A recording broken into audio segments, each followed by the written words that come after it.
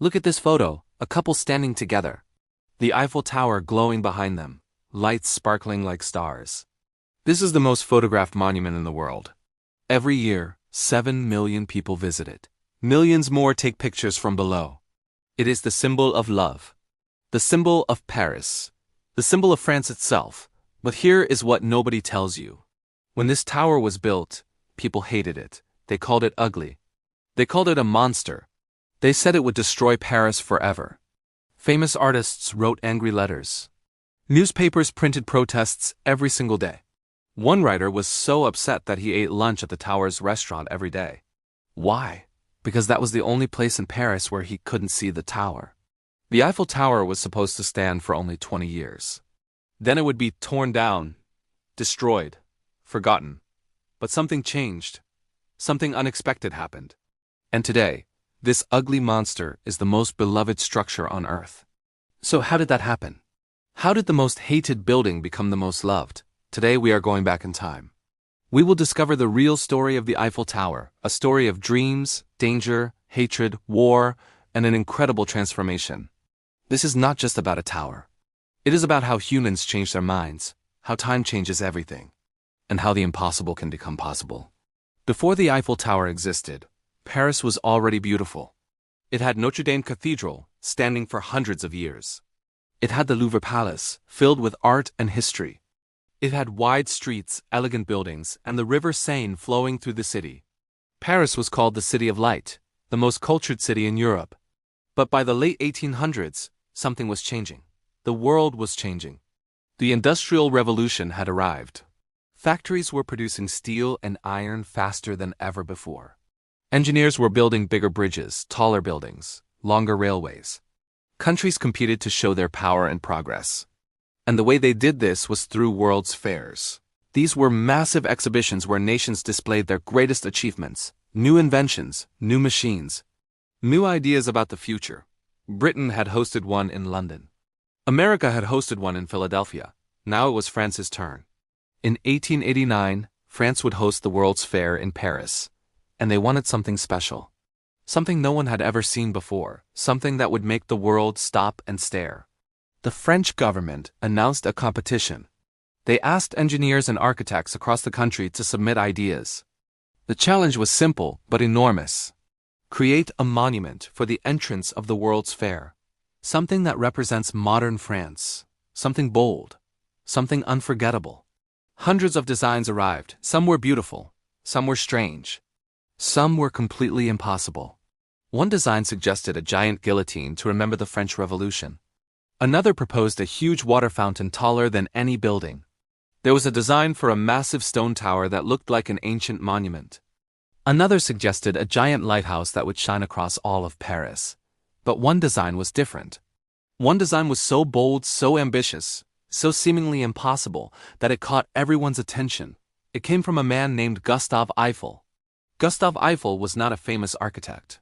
He was an engineer, a builder of bridges and railway stations. He had built bridges across rivers and valleys all over France.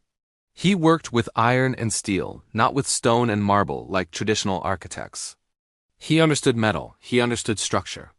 He understood forces and weight and balance. He understood what was possible when others said it was not. Eiffel's design was shocking. A tower made entirely of iron, 300 meters tall. Taller than any structure ever built by humans. Taller than the Great Pyramid of Egypt. Taller than any cathedral or monument anywhere in the world. The design showed a massive base with 4 legs spreading wide. Then the legs curved inward, rising higher and higher, meeting at the top in a single point. People looked at the drawings and laughed. Impossible, they said. It will fall down. The wind will knock it over. It is too heavy. It is too tall. The foundation will collapse. No one has ever built anything like this. It cannot be done. But Eiffel believed. He had spent years studying metal structures. He knew that iron, when designed correctly, could be incredibly strong but also surprisingly light. His tower would not be a solid block of metal.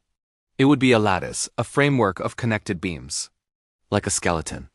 Like the bones in a human body. Strong but not heavy. The wind could blow through it instead of pushing against it. He had calculated everything, every beam, every rivet, every angle, Mathematically, scientifically, it could work. Eiffel was so confident that he made an incredible promise. He would pay for the construction himself. He would risk his own money, his own reputation, everything he had built in his career. If the tower failed, he would lose everything. He would be ruined, bankrupt, remembered as the man who wasted a fortune on an impossible dream. But if it succeeded, it would be his legacy forever. His name would live on for centuries. The judges were impressed. Not everyone agreed, but enough people saw the vision. They saw that France needed something dramatic, something that would shock the world, something that would prove French engineering was the best in the world. In 1887, Gustave Eiffel won the competition. Construction would begin immediately. The tower had to be finished in 2 years, ready for the World's Fair opening on May 6, 1889. 26 months to build the tallest structure in human history. It seemed impossible, but Eiffel was ready. He had already spent months planning every detail. He knew exactly what needed to happen. Every single piece of iron had already been designed. Every beam had a number. Every connection point was mapped out. And so, in January 1887, on a cold winter day, the work began. But as soon as construction started, the hatred began too. Not everyone was happy about this tower. In fact, most people in Paris were very unhappy, especially the artists, writers, and intellectuals. They loved old Paris.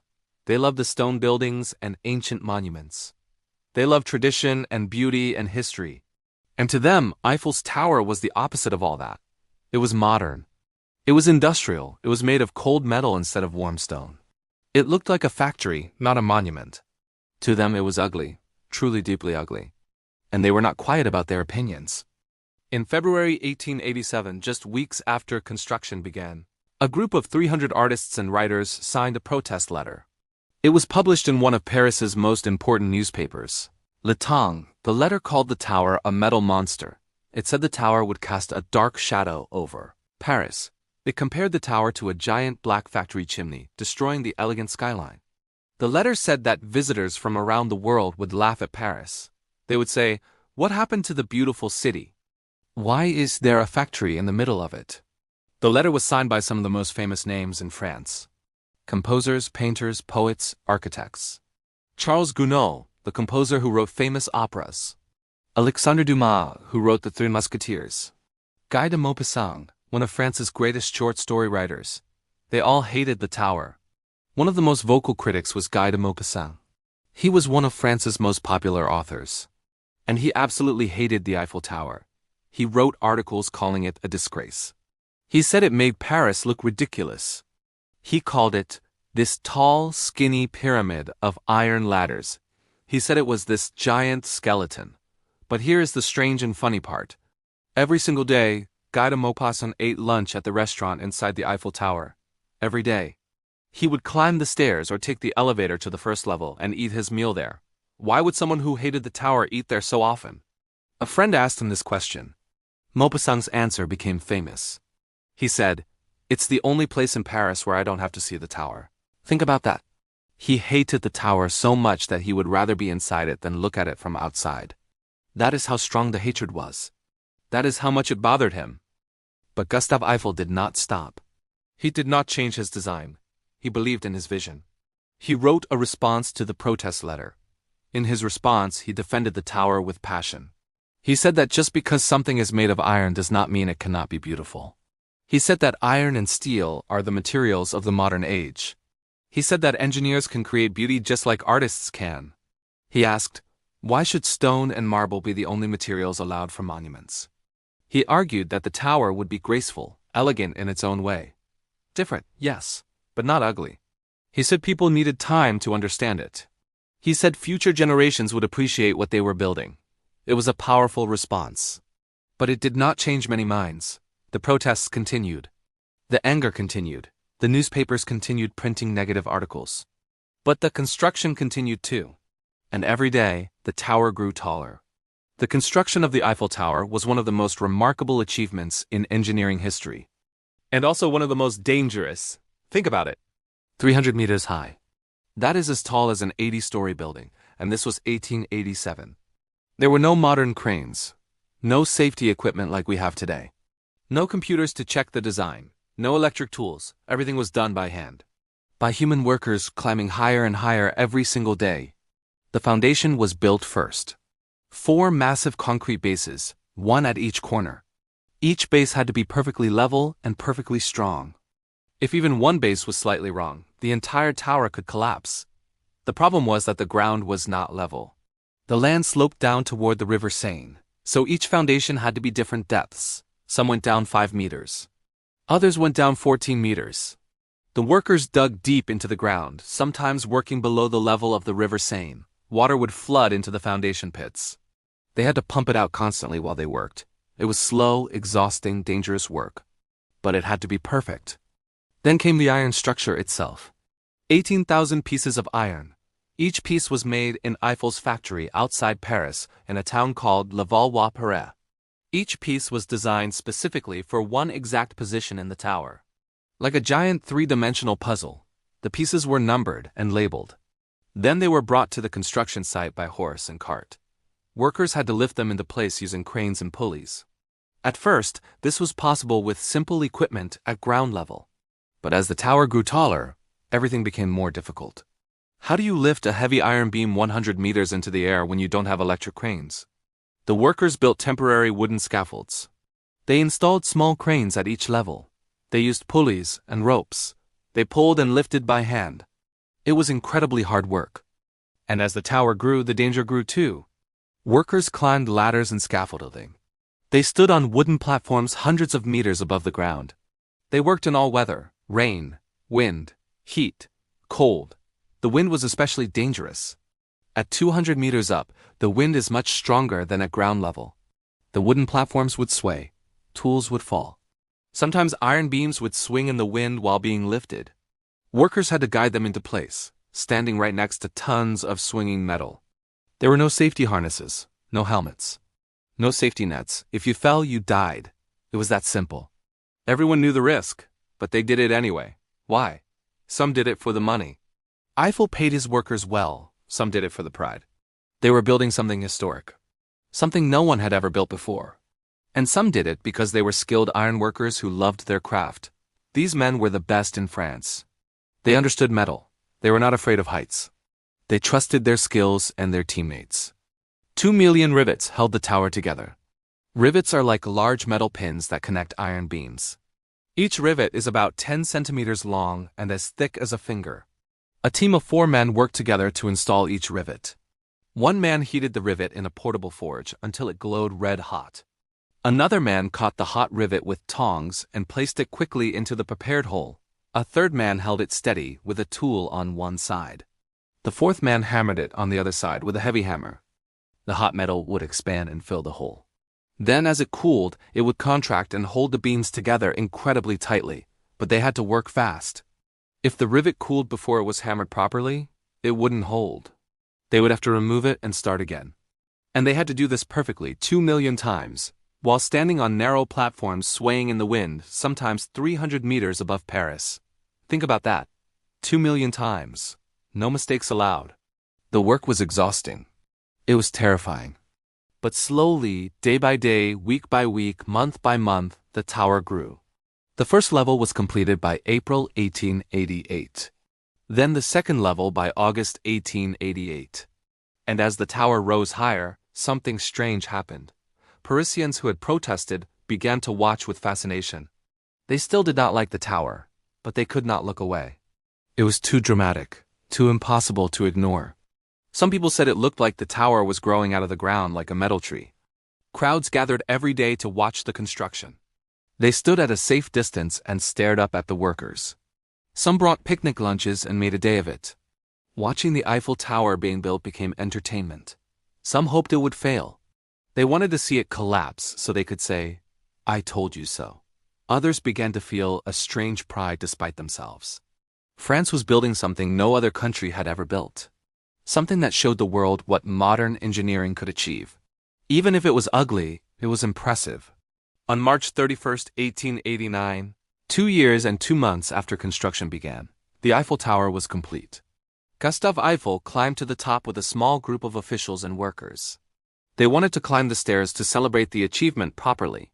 The elevators were installed but not yet officially approved for passenger use, so they climbed. All the way. 1,710 steps. It took them more than an hour. They stopped several times to rest. Their legs burned. Their lungs ached, but they kept climbing. And when they finally reached the top, 300 meters above Paris, Gustave Eiffel raised a French flag. He tied it to the highest point of the tower. The flag waved in the wind. Below, crowds had gathered. They saw the flag, they cheered.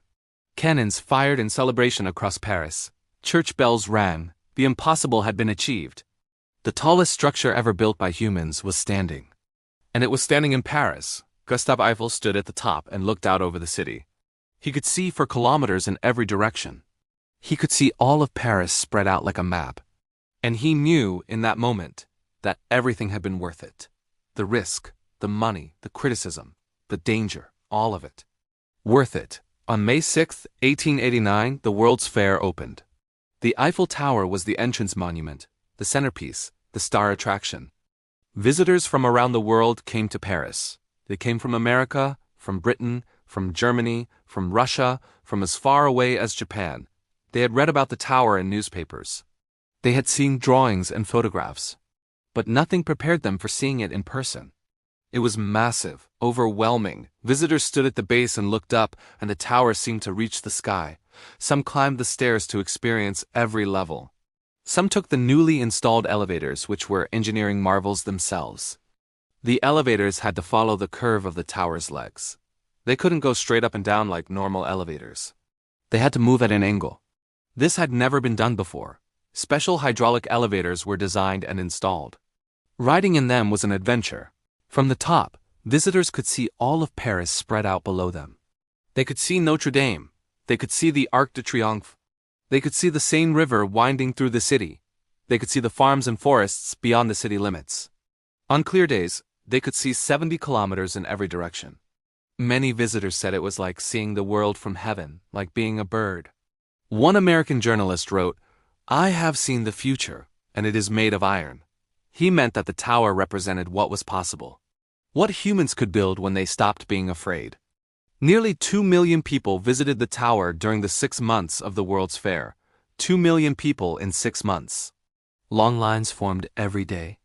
Some people waited hours for their turn to go up, but they waited. Because they wanted to say they had been to the top of the Eiffel Tower, the tallest structure in the world. It was the most popular attraction at the fair. Newspapers around the world printed pictures and stories. The Eiffel Tower became instantly famous. Everyone knew about it. France had succeeded. They had created something unforgettable.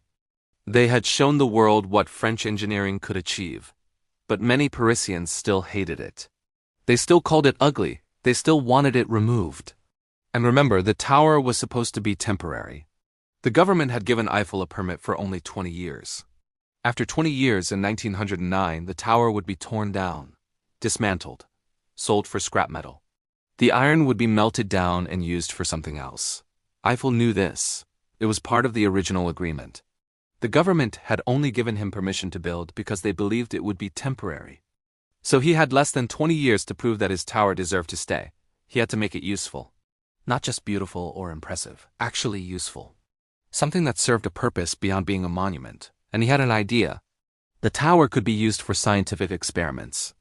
At the top of the tower, 300 meters up, the air was cleaner. The view was clearer. There was less noise. Scientists could study weather patterns more easily. They could study the atmosphere. They could conduct experiments impossible at ground level. Eiffel built a small laboratory at the top. He invited scientists to use it. Meteorologists came to study wind and weather. Astronomers came to observe stars. Physicists came to conduct experiments with gravity and air pressure. Slowly, the scientific community began to appreciate the tower. They began to speak in its favor. They said the tower was valuable for research. But that was not enough to convince the government. Science was interesting, but it was not essential. The year 1909 arrived. The 20-year permit was ending. The government began planning to tear the tower down. Workers prepared to dismantle it piece by piece. The same way it was built, only in reverse. Parisians who still hated the tower were happy. Finally, they said, this ugly structure will be gone. Paris will be beautiful again. We will get our city back. Gustave Eiffel was desperate. He had built this tower with his own money, his own reputation, his own life's work.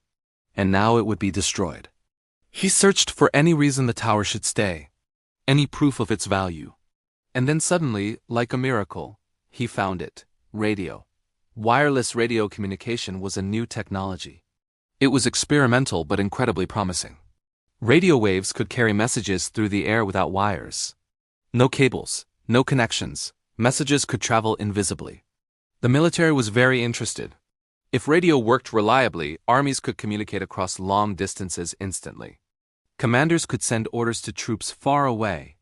Ships at sea could communicate with land. It would change warfare completely, but radio signals needed tall antennas. Very tall antennas.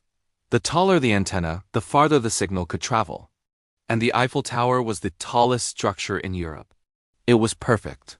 Eiffel convinced the government to try using the tower as a radio antenna. He worked with radio engineers. They installed equipment at the top. They built transmitters and receivers. They conducted experiments. They sent signals from the tower to receivers across Paris, then across France, then even farther. And it worked. It worked incredibly well. The tower could send and receive radio signals across hundreds of kilometers. Suddenly, the tower was not just a monument. It was a communication tool. It was useful. Essential even. The military was very interested. The government was very interested. In 1909, just weeks before the tower was supposed to be destroyed, the decision was reversed. The tower would stay, not forever, maybe. But for now, because of radio, because it was useful. Gustave Eiffel had saved his tower. But the question remained, would Paris ever truly love it? Would people ever stop calling it ugly? Would it ever be more than just a useful antenna? The answer would come, but slowly, very slowly, over decades. Through events no one could have predicted. Through war, through tragedy, through transformation. Then came World War I. In 1914, Europe exploded into war. Germany and France became bitter enemies. Armies clashed along the border. Millions of soldiers died in terrible battles. Trenches stretched across the countryside. Paris itself was threatened. German armies came close to the city, very close. And the Eiffel Tower became crucial to France's defense. The radio equipment at the top was used constantly for military communication. French armies used it to coordinate troop movements. Intelligence officers used it to intercept enemy radio messages. They could listen to German communications. They could learn German plans. In one famous moment in September 1914, the tower's radio helped France win one of the most important battles of the war. French officers intercepted German radio messages. They learned exactly where German troops were moving. They discovered a gap in the German lines. They used that information to plan a counterattack. The Battle of the Marne was won partly because of intelligence gathered through the Eiffel Tower. France stopped the German advance. Paris was saved.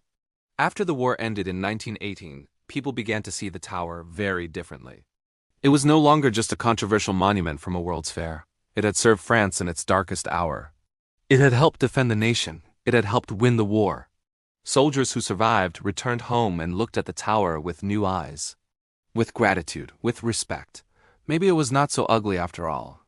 Maybe it deserved to stay. Maybe it deserved to be loved. The 1920s and 30s brought more change. Paris was recovering from the horrible war. Art and culture flourished again. Artists, writers, and musicians filled the cafes and galleries. New artistic movements emerged. Cubism, Surrealism, modern art, and the Eiffel Tower began appearing in paintings, in poems and songs. Artists who once protested it, or their students and followers, now included it in their work. Painters like Robert Delaunay created entire series of paintings celebrating the tower. Poets wrote verses about its iron beauty.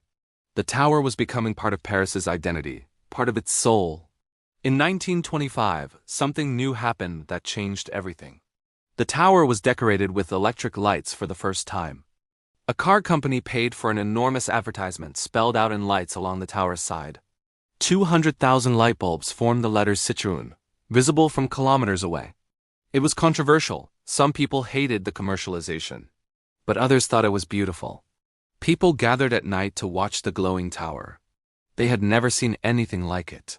During the day, the tower was iron, gray, industrial, but at night, Covered in lights, it transformed. It became magical.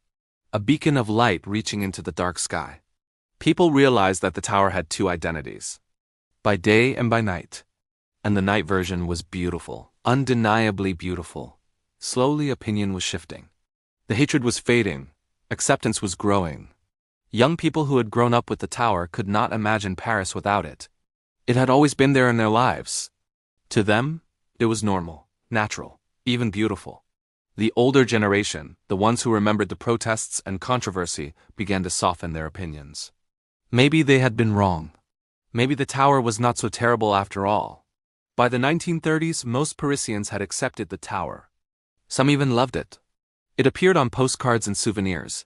Tourists came specifically to see it and climb it. It was becoming famous, becoming beloved. But the transformation was not complete. Not yet. That would require one more great test. One more tragedy. One more war. Then came World War II. In 1940, Germany invaded France again. This time, France fell quickly. In just 6 weeks, German armies conquered the entire country. Nazi soldiers marched into Paris in June 1940.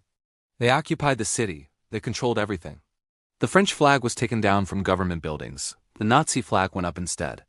Adolf Hitler, the German leader, visited Paris that month. He wanted to see the city he had conquered. He visited famous monuments. And he wanted to go to the top of the Eiffel Tower. He wanted to stand at the highest point and look down at his conquered city. But French resistance workers had a different plan. Before the Germans arrived, they sabotaged the elevators, they cut the cables, they damaged the machinery. They made sure the elevators would not work. Hitler arrived at the tower and found the elevators broken. If he wanted to reach the top, he would have to climb 1,710 steps. Hitler was not young, he was not healthy, he refused. He absolutely refused to climb. So he never reached the top of the Eiffel Tower. He stood at the base, looked up, took a few photographs, and left. That small act of resistance, that sabotage, became a powerful symbol. France had been defeated. France was occupied.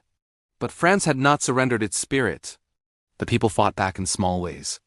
And the broken elevators meant Hitler could not claim the tower, could not stand at the top, could not say he had conquered it completely. The tower remained, in a small but meaningful way, free. Through the 4 long years of Nazi occupation from 1940 to 1944, the Eiffel Tower stood. It was a silent witness to France's suffering. Hitler considered destroying it. German engineers drew up detailed plans to blow it up. They wanted to leave Paris in ruins when they eventually had to retreat. They placed explosives around important bridges and monuments. The tower was on the list. But the plans were never carried out. Perhaps because the tower had become too famous. Perhaps because destroying it would be too expensive and difficult. Or perhaps because even Hitler, somewhere deep inside, recognized the tower's importance, its place in human history. Or maybe he just ran out of time. In August 1944, after 4 years of occupation, Paris was finally liberated. Allied forces, American and British troops along with Free French soldiers, drove the Germans out. The battle for Paris lasted several days. There was fighting in the streets. But finally the Germans surrendered. They left, and Paris was free again. The French soldiers, who had been fighting for 4 years to return to their home, came back to the city. And the first thing they did was go to the Eiffel Tower. They climbed the stairs because the elevators were still broken from the sabotage 4 years earlier. They climbed with French flags. And when they reached the top, 300 meters above Paris, they raised the largest French flag they could find. The blue, white, and red flag waved in the wind. People gathered below. They saw the flag. They cried. They cheered. They sang the national anthem. Strangers hugged each other. The war was not over yet. But Paris was free. And the tower, which had survived hatred, neglect, war, and near destruction, now symbolized everything people loved about France. Freedom, liberation, hope, survival, resistance. Everything. From that moment on, the Eiffel Tower was no longer controversial. It was no longer just useful. It was beloved. Truly beloved. It had earned its place. It had earned its permanence. No one would ever talk about tearing it down again. After the war, the tower became what it is today. A symbol of love, of Paris, of France, of human achievement, of survival. The elevators were repaired and improved. Tourists returned. First thousands, then millions. Every year, more and more people came to see the tower, to climb it, to stand at the top. To look out over Paris, couples began getting engaged there. People proposed marriage at the top of the tower. It became, somehow, one of the most romantic places on Earth. How did that happen? How did a structure made of cold iron built for an engineering competition, hated by artists, almost destroyed multiple times, become the ultimate symbol of love and romance? Maybe because of its story, maybe because humans love transformation. We love redemption. We love when something rejected becomes accepted, when something hated becomes loved. The Eiffel Tower represents that journey perfectly. It represents persistence against all odds. It represents belief when everyone else doubts. Gustave Eiffel believed when no one else did. He risked everything. He built the impossible. And time, slowly but surely, proved him right. Today, the Eiffel Tower is lit up every night. 20,000 light bulbs sparkle every hour on the hour. People gather below to watch the light show. The lights twinkle for 5 minutes. The tower glows golden. And everyone reaches for their cameras, their phones. Everyone wants to capture this moment, this feeling. The magic of seeing something so massive, so iron and industrial, transformed into something beautiful by light. The most photographed monument in the world. 7 million visitors every year. More than 300 million visitors total since it was built. Think about that number. 300 million people. 300 million people have stood at the base of a structure that was supposed to be torn down after 20 years. A structure that nearly everyone hated when it was first built. A structure that was saved at the last minute by radio technology and later by war. That is the power of time. That is the power of transformation. That is the power of persistence. The Eiffel Tower teaches us something important. It teaches us that what seems ugly today might be beautiful tomorrow. What seems impossible today might be normal tomorrow. What is hated today might be loved tomorrow. We judge things too quickly. We decide too fast based on first impressions and fear of change. We think we know what is good and what is bad, what is beautiful and what is ugly, but time changes everything. Time reveals truth. The artists who protested the tower in '87 were not bad people. They were not stupid. They were intelligent, talented, accomplished people. But they were wrong. Not because they lacked taste or judgment, but because they could not see the future. They could not imagine how the tower would become part of Paris, how it would define Paris, how it would become inseparable from the city's identity, how removing it now would be unthinkable. Paris without the Eiffel Tower? Impossible to imagine. It would be like London without Big Ben, like New York without the Statue of Liberty, like Rome without the Colosseum. The tower has become completely inseparable from the city. You cannot think of Paris without thinking of the tower. Gustave Eiffel lived to see his tower loved. He lived until 1923, dying at age 91. In his final years, he saw his tower celebrated. He saw it lit up with beautiful lights. He saw it become the proud symbol of his nation. He saw people come from around the world specifically to see what he built. The structure everyone said would fail had stood for over 30 years by the time he died. It had survived storms, earthquakes, wars, and hatred. And it had won. It had conquered its critics not through argument, but through time. Through simply being. Through proving its worth day after day, year after year, his name is now immortal. Not because of the bridges he built, though they were excellent. Not because of the railway stations, though they were innovative. Because of the tower that carries his name. The Eiffel Tower. One man's impossible dream that became the world's most famous landmark. One man's vision that changed Paris forever. One man's risk that paid off beyond anything he could have imagined. So the next time you see a picture of the Eiffel Tower, remember this story. Remember the hatred. Remember the 300 artists who signed a protest letter. Remember Guy de Maupassant eating lunch inside the tower just so he would not have to look at it. Remember the workers climbing 300 meters without safety equipment, installing 2 million rivets by hand. Remember the tower being saved at the last minute by radio technology when it was about to be torn down. Remember Hitler unable to reach the top because of sabotaged elevators. Remember the French flag raised at liberation in 1944. Remember that 300 million people have visited a structure that was supposed to exist for only 20 years. Because this is not just a story about iron and metal and engineering, this is a story about how humans change. How opinions shift. How time reveals what truly matters. How persistence wins. How belief in your vision, even when everyone else doubts, can create something that lasts forever. The Eiffel Tower stands today not because it was always loved, it stands because it refused to fall. Because Gustave Eiffel believed when no one else did.